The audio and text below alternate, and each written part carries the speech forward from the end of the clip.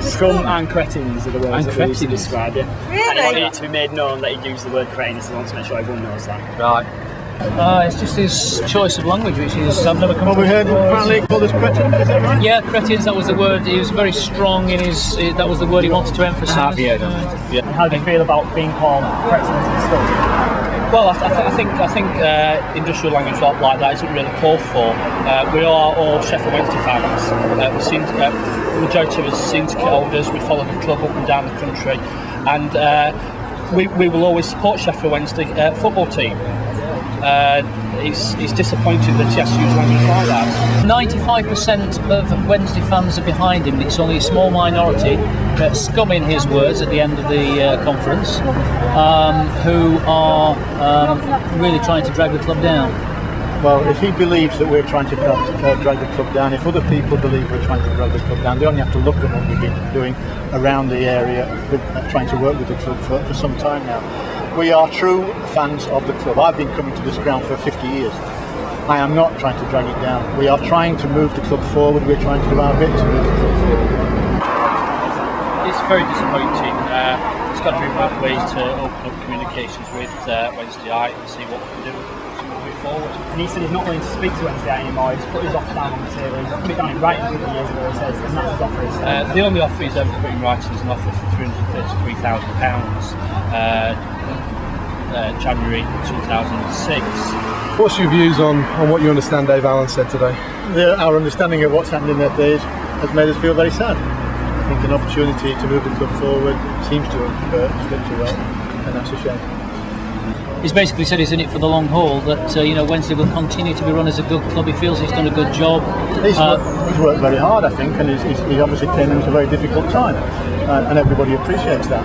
But the club does need to move forward. It seems to, off the field, things seem to have slipped a bit lately.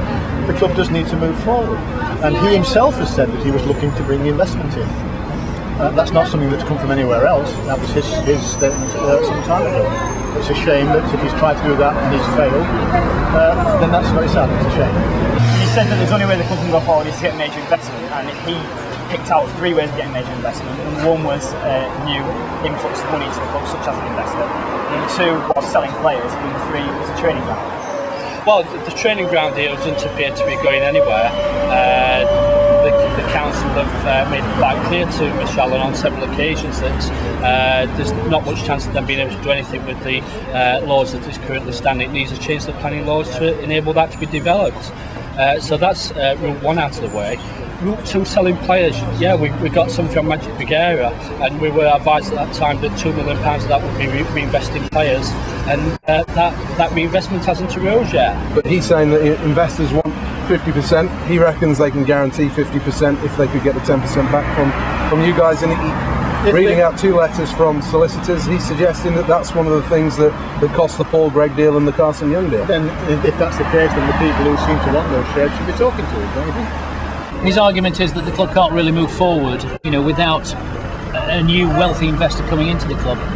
That might be the case, but then I think the fact that Mr. Gregg was involved for quite a few months shows that there are people out there who are prepared to make a bid for the current board's shareholding, and that should be a starting point.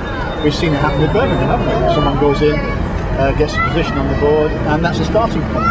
From then on, you discuss with whether you need to discuss with how do you move forward from there. Is it necessary for us to hand over our shares for an offer of £500,000 into the players' kitty?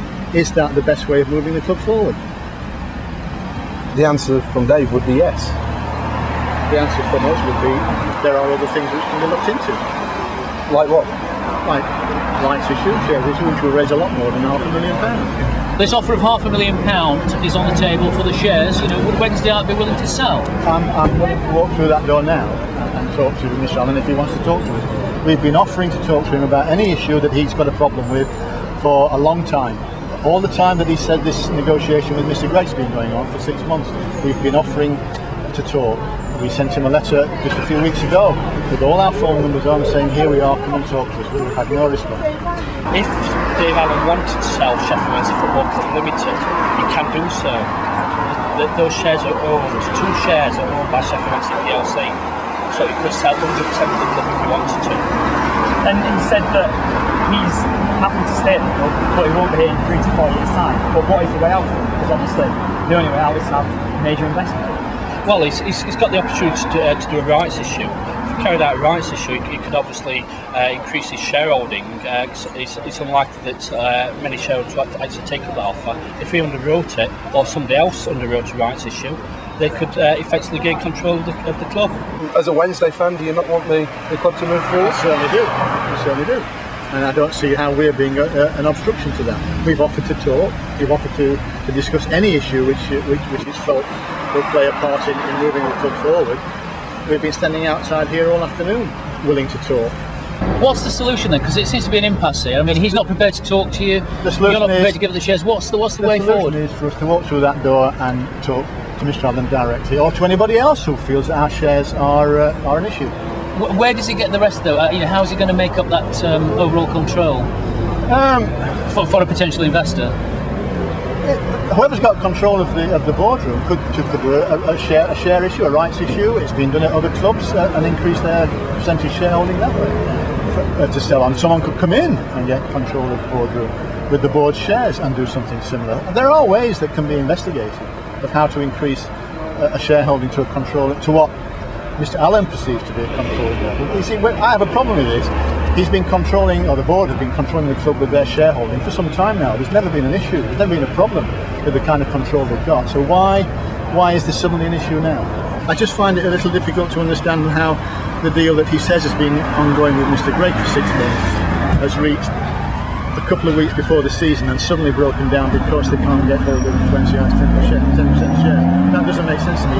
I would have thought if our shares were an issue with that particular deal, people would have been talking to us before now. With the shares being as fragmented as they have been for the last 15 years, has it moved Wednesday forward? I think Mr. Allen will tell you himself he's moved the club forward over the last 5 years and he's had 31%, 32% of the share. Why does he sign in another 20%? And at the end of the day, we've only got 10% of them. We are willing to talk about how the club can move forward. If that involves anything to do with our shares, come and discuss with us what that deal might be, how our shares are going to play a part, and we'll talk about it. At the end of the day, we have to recommend to our members what they should do with their shares. He's critical of Wednesdayite because of the involvement with Ken Bates. I wasn't involved with Ken Bates. I've been on the Wednesdayite board now for 2 years. Things have changed. Things move on. Ken Bates was a long time ago. And he also associates Wednesdayite. He says they provoke abuse to him in the director's box. I'd like to see what evidence he's got on here. Certainly not our case. People have been complaining that we're being too quiet. We've been polite. We have made requests to speak. We certainly are not involved in organising any kind of abuse. That's outrageous. It's petty though, this, isn't it? From both sides. In what way is offering to discuss in a sensible way, in a calm way, being petty? Calling people, from what I understand he said in there, calling people names is being petty. I would like to discuss in a grown-up way how our shares can be used to help the club. Around the end of last season, said that this year would be the year to push for it, to throw a bit of money at it and push and get us up there. That suggested that the investment was coming from inside the club, not from outside.